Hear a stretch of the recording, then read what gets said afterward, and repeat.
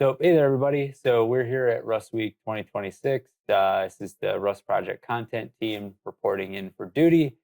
So, very happy to have Jynn gracing us today. So, Jynn will tell us a little bit about things that will be going on in the talk that'll be given, as well as just other types of activities they're getting up to. So, could you first off maybe tell me a little bit about yourself, how you've kind of arrived here, how you ended up getting into this specific chair next to me, aside from public transit, as we talked about off camera a little Right. bit, but could you maybe just share your journey a little? Yeah. So I've been working on Rust for about 7 years now, since 2019 or so.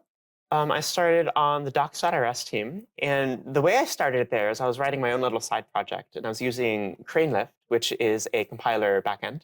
Mm. And they were updating like almost every week. And there was a feature on docs.rs that said go to latest version. So I can see, the one that has the change I'm looking at. And it would take you back to the homepage every time. And I was like, well, I want that button to work, right? So I go and I try and fix it. And it turns out that nobody had been able to build or test the docs.rs code base for about 6 months.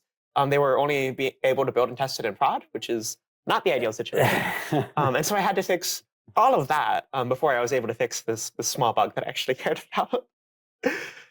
Yeah. Gotcha. Yeah. So it sounds like it started out with yeah, maybe it's a common story that I think I hear, which is like you start out with some piece of wanting to use Rust, and then it's kind of like a snowball effect of like, okay, to do this, I need to do that, which means doing that, and then before you know it, you're pretty active in the project. Would you say that's kind of how it went in your case? That's about how it went. Okay. Yeah. I'm glad that there's another piece of evidence here on you can get involved in the Rust project. You can get involved by fixing a link. If you find something that's broken, you're willing to help out. You will keep getting asked to help out if you keep Now, showing that up. is certainly true. The reward for hard work is more hard work. Yes. Yes. So, but the thing that I think I found in the Rust project is that it's tends to be welcoming to folks that kind of want to put in that effort. Have you found the Rust project generally to be a welcoming place to kind of guide you and those sorts of things? Absolutely. Yeah, the community is one of my favorite parts of the Rust project. I moved to the Netherlands recently, and one of the reasons I chose here, of all countries, is because there's a really strong community in Delft, in the Netherlands, of people in the project and people who are my friends through those connections. Oh, really cool. Yeah. Okay, all right. That's what I've been hearing from a couple of other people is that there's like a kind of a concentration, a nexus of Rust folks in the Netherlands. So if you're in Hmm. the Netherlands and not doing the Rust programming language yet, maybe think about it. So, uh, but yeah, so I wanted to change gears a little bit and ask about some of the work that you've been doing on a safety qualified Rust compiler. So I think most people will go like, oh, well, Rust is already like memory safe, type safe, thread safe. Like, come on, what do we need to do? Like, what goes into this? How hard can it be? I suppose you've seen some of that up close and personal, so maybe you could Yes. share with us a little bit about it. I've had people ask that exact question, Rest is already safe. Why does it need to be qualified? Um, so I work at Ferrous Systems, they started as a Rust consultancy. They've branched out into the safety critical compiler. And when I say safety qualified, I mean that it can go into a car or a piece of medical equipment or like industrial equipment. And in order to do that, they need sign off from a company called TUV, which does safety inspections. I think they started with like factories in Germany, but they do all sorts of things now. Um, and the distinction here is that there is somebody outside of Ferrous Systems who has looked at it, who has reviewed it, and says, yes, I think this is safe enough to go in your brake pedals, for example. Um, and so one of the things that we do that upstream doesn't do is we measure how much we are testing. So not only do we write new tests for every feature that we build, but we also measure the quality of those tests. And the standard for this, for I think ASIL B, which is one we're currently using for core, is line coverage. So every line of code has to be covered. And we collect instrumentation using LLVM's support for that. And we say, we have tests for every single line of code in core that you're allowed to use, which is something that upstream doesn't yet support. That's really cool. So you mentioned that there's, I guess the aspect of this is there's an outside assessment. So could you maybe share with me the details on how this might work? I mean, do you sort of like carrier pigeon a bunch of documents to this company? How does that work? Basically, every 3 months, he looks at all our documentation. He looks at what we call a semantic diff from last release. And he looks over those changes and says, okay, based on these changes, based on what you've told me, this looks fine to me. And he'll do things like spot check our tests, spot check our process, and so on and so forth, just to make sure that everything's above board. Yeah. And one of the things that Ferrous does differently from other safety qualified companies is the fact that it's every 3 months. So to my knowledge, most safety qualified compilers are releasing every year or even longer cycles than that. So the fact that we're doing every 3 months really makes us stand out in this industry. Could you maybe say a little bit about if there's like a rationale behind that more frequent release cadence that goes into it? Absolutely. So the upstream Rust project releases every 6 months. Or every 6 weeks, sorry. Every 6 weeks. And we really like being able to say, we are the Rust compiler with more checks, right? We don't want to be a fork of the Rust language. And one of the things that lets us say that is the fact that we keep so close to upstream. You don't have to make a choice between us and upstream Rust because you're getting all the same features either way. Got it. I don't know if this was intentional. It might have been. But I'd imagine that if you're doing these updates every 3 months rather than every year, like the delta each time is probably significantly smaller, which will help with getting the assessment done. Have you found that to be the case? Absolutely. And this is one of the rationales behind Rust's release process also, is if you have a very frequent release process, there's not nearly as much pressure to get things in before the deadline. And you can let things bake, let them mature before you ship them rather than rushing to get them out. A lot less kind of dramatic. If you do it often, kind of your muscles are built up for being able to do it. Exactly. Okay. Exactly. Got it. The other thing that I find interesting is that Rust is like on the scale of when we talk about other languages that are used in safety critical, like C and C++, Rust is still the stable version is like 10 years old, right? 11, I guess, this year. 1.0 is 10 years old, yeah. When we look at the history of these other programming languages, I think at this point in their lifespans, they were not used for any of the sorts of things that they are currently being used for, and that Rust is being used for now for safety critical. How have you found working with like those assessors or maybe just others to try to educate them on like, yes, this is new, but it brings some benefits, and here's why? Yeah, so I actually see that as the most valuable part of the work that we're doing at Ferrocene. The additional tests, the additional checks are good, but really the thing we're bringing is you are able to use Rust in safety critical now, which is just not something that was possible before.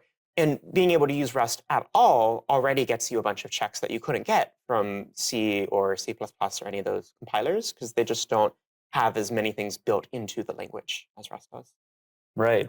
Yeah, there was a blog post that I put out a couple of months ago on some of the Rust Vision Doc work that we've done, where I had interviewed a number of people, 20 or so people, about Rust plus safety critical, and that was what I think it was a firmware engineer that works on mobile robotics. They said, hey, the Rust programming language is great because it eliminates like 85 to 90% of the stuff we used to have to pay for external tooling for, external static analysis tooling for.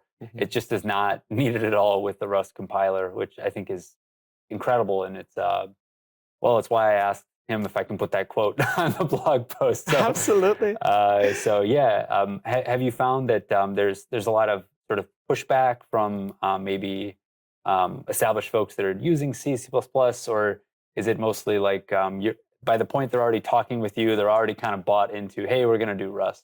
I would say most people, by the time they end up talking to us, are already a little bit bought into Rust. We get some people who are like, what is it even good for? What is it? And we're happy to chat with them and talk about it. But most people, by the time they get to me in the engineering team, are pretty bought in. Yeah. I will say I went to the Safety Critical Software Consortium, I think that's what it's called, in York a couple months ago. And there I met a lot more people who were, in the working with C and C++, and they asked me a bunch of questions, like, how can you have a qualified compiler without a standard, and things like that. And I told them, well, the thing about a standard is it documents what the compiler does so that you can test it. Like, that's the most important part. And you can get that without having the ISO committee involved, right? You just write your own specification and test your compiler against that specification, which is in fact what we've done at Ferrous Systems.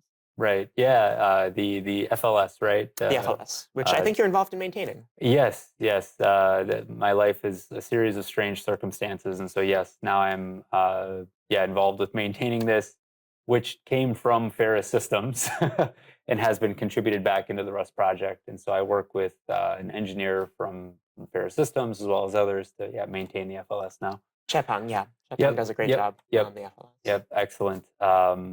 He's been submitting enough PRs that are keeping me busy. So yes. Very good. Yeah. Then this might be a bit related, but this week you'll be giving a talk called Precise, Consistent, and Reliable Code Coverage. Could you maybe walk us through a little bit of what goes into that? Of course, we'll link to the video so that people can watch that in its full glory, but maybe you can help walk us through how you arrived at this talk. Yes. So I describe this talk to people as a code coverage murder mystery. Okay. And if you don't think that's possible, then I have great news for you about my talk. This was about a bug that was so bad that we actually had to yank an entire release. So normally we have a 3-month release cycle, and because of this bug, we had a 6-month gap between releases. Oh, wow. That was how bad it was. So we we had, I think, 3 or 4 overlapping bugs, which I fixed all of them at different levels so that each part of the problem can no longer happen again. And the talk is about that, about like how this could happen, and of course about how code coverage works.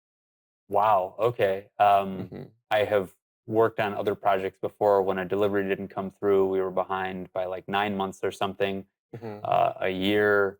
But the typical release cadence for those sorts of things was like yearly, and we were trying to speed it up. So going from 3 months to having that that bit of a gap there, is that something where customers were maybe concerned, if you're able to share that, or is it mostly like everything was kind of okay on sort of the user side of this? Yeah. So there's 2 parts of our project. There's the compiler side, which is qualified, and then there's the core libraries, which are certified. Okay. And now we've had a qualified compiler for, I think, 3-ish years now. And that bit we actually did release. This was the 25.08 release, which I think would be September. And so that actually did go out. But 25.08 was supposed to be the first release that had a certified core, where you could actually use libcore without needing, one of our specialist engineers come onto your project and say, okay, we're going to write a mini core that has the bare minimum for the thing you're writing. And so we had intended to release there. Because of this bug, we couldn't. We only put out the compiler half. But we had built Slack into the project so that we were still able to ship on time for our customer in 25.11. I got it. Okay. So this was I guess this is maybe a common story in engineering. Those are the best laid plans of mice and men or whatever. Yes. But on the following release, then you were able to get it once you had learned of these challenges that existed. Exactly. Got it. Okay. And correct me if I'm wrong, but I think that you all tend to. So there is the sort of minimal fork for Ferrocene that has some things like some additional test annotations and maybe things inside of it. But I think you all tend to work upstream like as much as possible, and I guess that helps like the wider and broader community as well. Is that kind of the case? Absolutely, yeah. We try to upstream as much as we can, especially for bug fixes and test fixes. Cool. So this was an example of that. Where was this an example of that? Where? So no, actually, because upstream doesn't have code coverage. So we've been talking with them on and off about if they're interested in code coverage, what it would take. But because they don't have it yet, there's just nothing upstream. I see. Okay. So, but it's an instance of where, and again, I'm a newbie to all this stuff, but I think that a lot of the work that you all do, even that gets safety qualified, is available open source. Is Absolutely. that correct? Like Mhm, including the safety certified subset of core and the mhm. compiler, right? So it would be possible in the future. If there's the appetite, if there's the contributors that want to come do this work and make the overall Rust programming language experience better, that could pick those things up and try to work with them upstream. Absolutely. And this is something I've been talking about with Jana Dunzelman, who works at Hexcat, is what would it take to get code coverage for core upstream? She was actually interested more in the compiler. Can we get coverage for the compiler to see are these lines even I see. run I at see. all, and enhance the test suite that way? And we're absolutely interested in that too. Oh, cool. Yeah. I mean, that's so when I talk with some of my colleagues, sometimes they're like, "Oh, Pete's just going off to these conferences and having lots of fun." But I think that working in open source and open communities and on the Rust project, you find that the line is kind of blurry, and it's you make a lot of friends in interesting places, and then you start having conversations about, "Oh, wouldn't it be cool if this?" And then Right. magically, mysteriously, enough momentum starts to build, I Yes. suppose. And I would say this is one of the things I specialize in, actually. If you go to my website and look at my resume, the first thing you see on there is, things that I have stabilized that have been in limbo for multiple years. And a lot of that work happens at conferences like these. Got you. Yeah, I mean that's a great segue over to one of the things you had mentioned off camera is about how you're good at you think that you're particularly good at a couple of things like consensus building and debugging, Mhm. maybe that murder mystery reference earlier, Jynn the detective here. But have you found that these are sort of complementary, or these are sort of the ability to debug things is somehow similar to consensus building? In any case, you sort of need to have a shared reality, I suppose, that you arrive at. Yeah, so I think the thing that they both have in common is that you have to really get to the root of the problem. So I gave a workshop yesterday called How to Work on Hard Problems. And one of the things I kept telling people is like, yes, it's hard. Yes, I know you don't want to think about it. But if you had to think about it, where would you start? And I think that first step of where would you start is actually where most people bounce off. Mm, Um, and so the thing that's common to both consensus building and to debugging is you have to break the problem down and you have to say, okay, where would I start, right? So for debugging, maybe that's like, where does this error come from? How can I trace it back? And for consensus building, it's like, what objection does this person actually have? I know they don't like this idea, but why don't they like this idea? And can I adapt it so that they do? Can you tell me a little bit more about the workshop and how you forced everybody into thinking about hard things, or how do you felt that how did you feel that went? I think it went really well. I described the workshop as a virtual escape room. I put everyone into a locked room for 6 hours with a lunch break, and said, here are 4 of the hardest problems that I've run Mm. into during my career. Work together and see if you can solve them.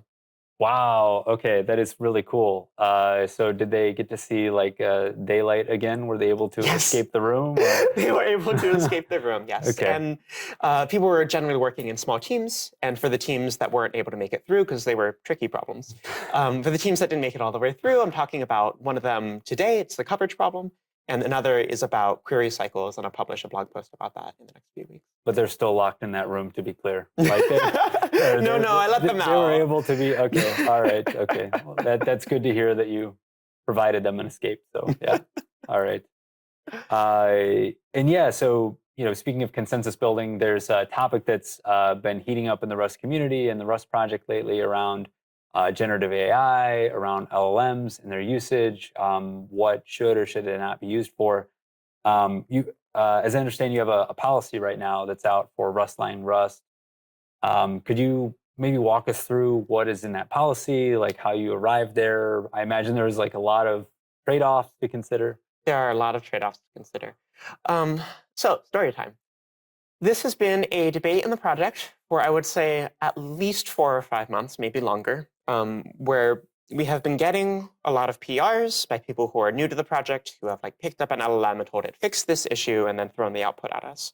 Um, And that particular thing is something we're not interested in. We want people to join the community. We want them to be learning and to mentor them as they grow.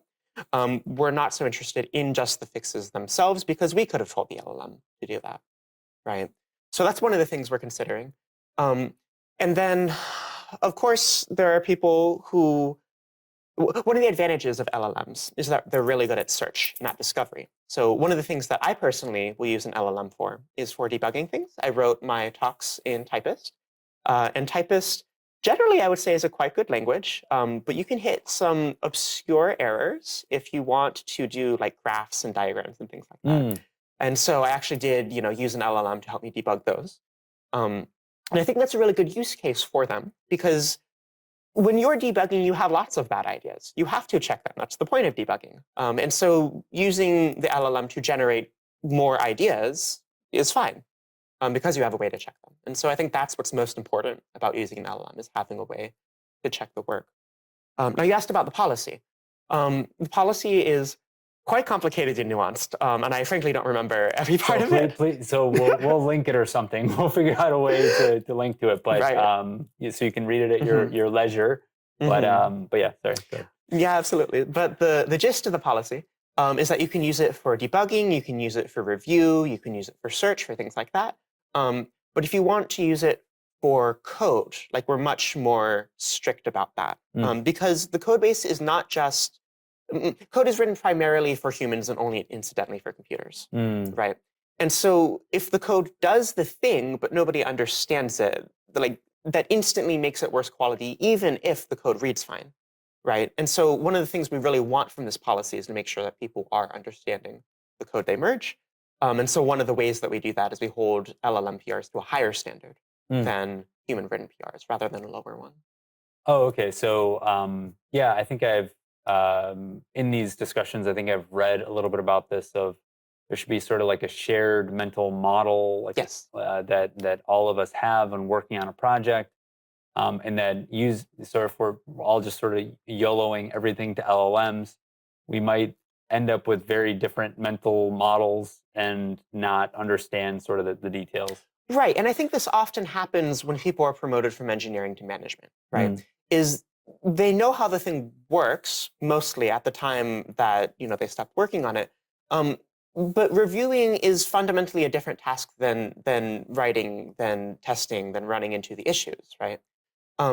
And so we don't want to outright ban LLMs. We think there's use cases where they're good, but we do want to avoid everybody being in this managerial position where they don't understand the code they work on. We think that's dangerous. Right. The other thing that you had mentioned is about there are some smaller things that might exist, some smaller tasks, issues, things like that to help improve the compiler or other parts of the ecosystem. My understanding is that some of these are there for left intentionally for new contributors as some kind of bait, here, look, it's not that hard, come contribute. And that's how you sort of grab, we can grab them as a project or as a community and get them more interested and involved. And what you're saying is that some of these things are being picked up by people and just worked on with LLMs, which is sort of against the intent of the issue. Yeah, so we have this label, which is good first issue. And the goal is exactly like you said, to onboard people into the project, to get them used to how it works and things like that. And often there will be very small things. There'll be things like add a couple of lines to the documentation that clarify the behavior, right? We could do that. I could do that in 5 minutes. But the point isn't to do it in 5 minutes. The point is to mentor people in this way. And so when people do them with an LLM, it defeats the whole point. Right. Yeah. So I have not worked on as gigantic a project as the compiler, so I don't yet know quite the feeling on the other end of that when you have that happen. Maybe you could tell me a little bit about how those things. So the policy is there to try to improve the situation, and I suppose could you maybe let me know how the situation is going today with maybe those influx of those PRs? Yeah. So there's roughly 2 problems. One problem is that people are not sure whether something's generated with an LLM or not. And it makes it really easy to distrust the author. And if the author didn't use an LLM, it makes them distrust the project, right? If they're sort of accused of if they're accused of using an LLM. Yeah. Right. And so that breeds distrust on both sides. And that, I think, is the most toxic problem that we have right now. The second problem we have is that some people just really don't like how LLM output reads. Like it feels like business and LinkedIn speak and corporate-y, and they just don't like it. And so one of the things they really care about is getting people to use their own words, right? Like it's fine if you have typos, it's fine if English isn't your first language, but we want to hear your own words. And that is one of the things in the policy, is that you can use an LLM for code in these restricted situations, but you cannot use an LLM to post PR descriptions or comments or things like that. I take this personally as somebody that has over 2,000 followers on LinkedIn. I apologize to anyone watching this, but yeah,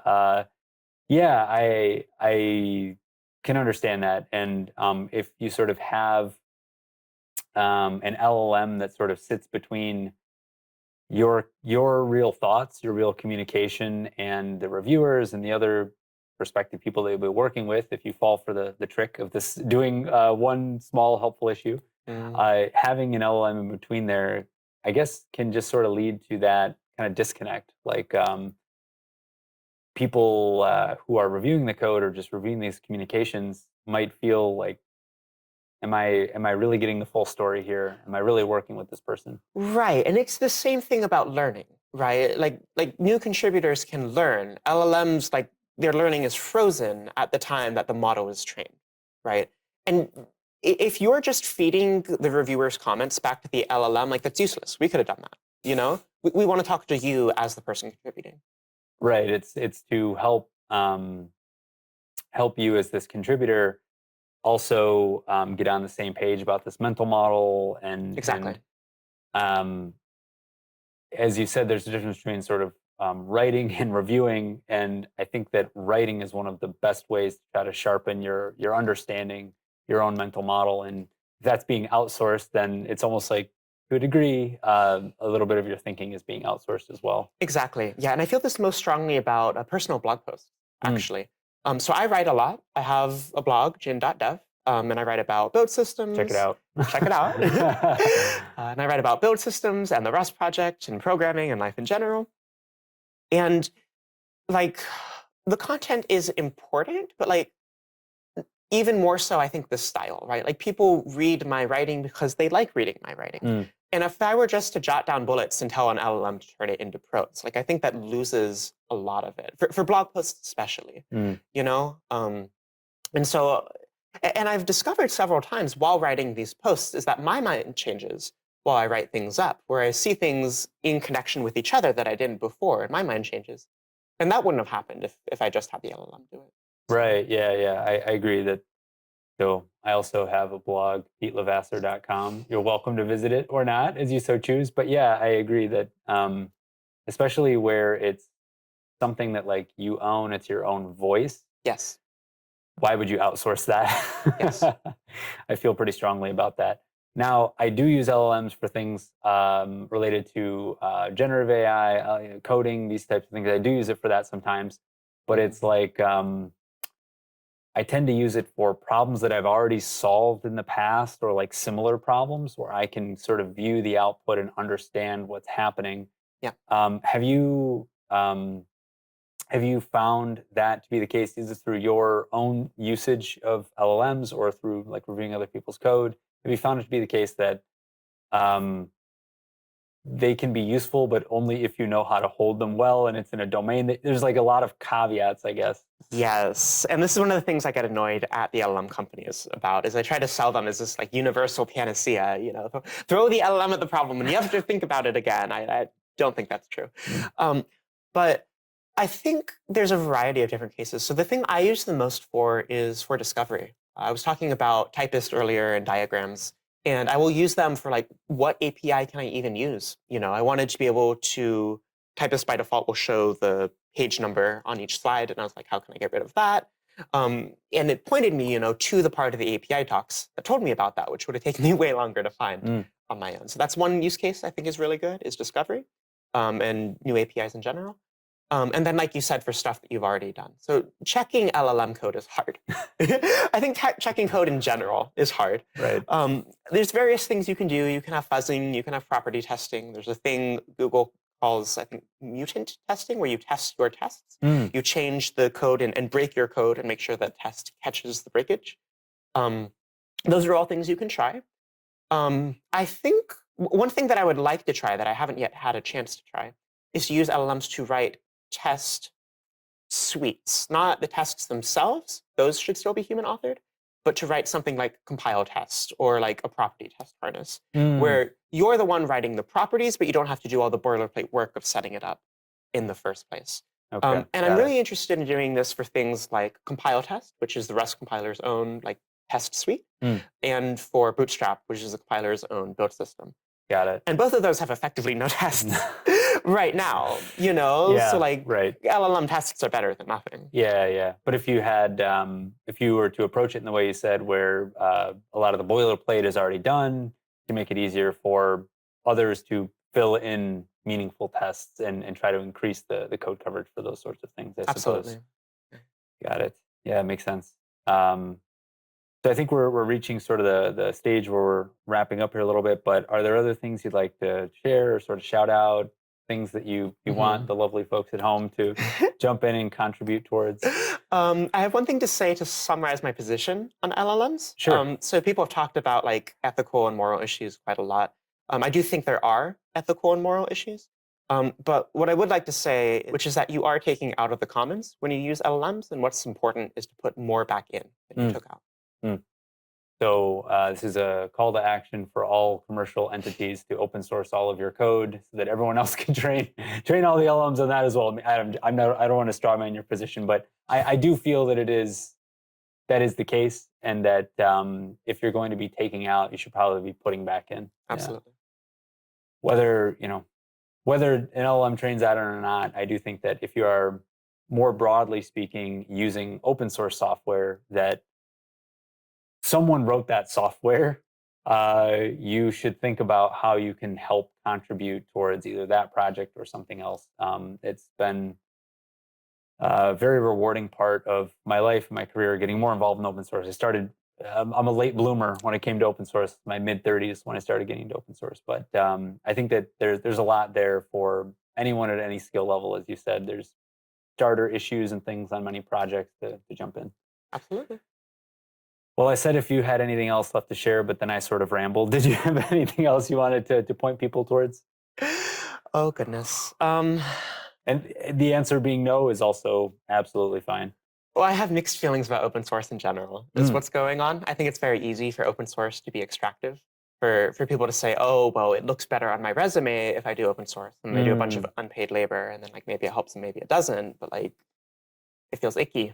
Yeah. I don't know what to do about that. I don't think there's enough funding in the world for everyone who wants to do open source to get funding for open source. I think for that we need something like UBI.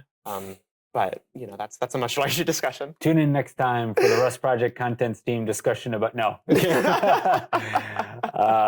But yeah, I feel similarly, you know, about this, where it's mixed, and there are just certain character traits or personalities and things that make it easier or more challenging for people to work in a truly open setting.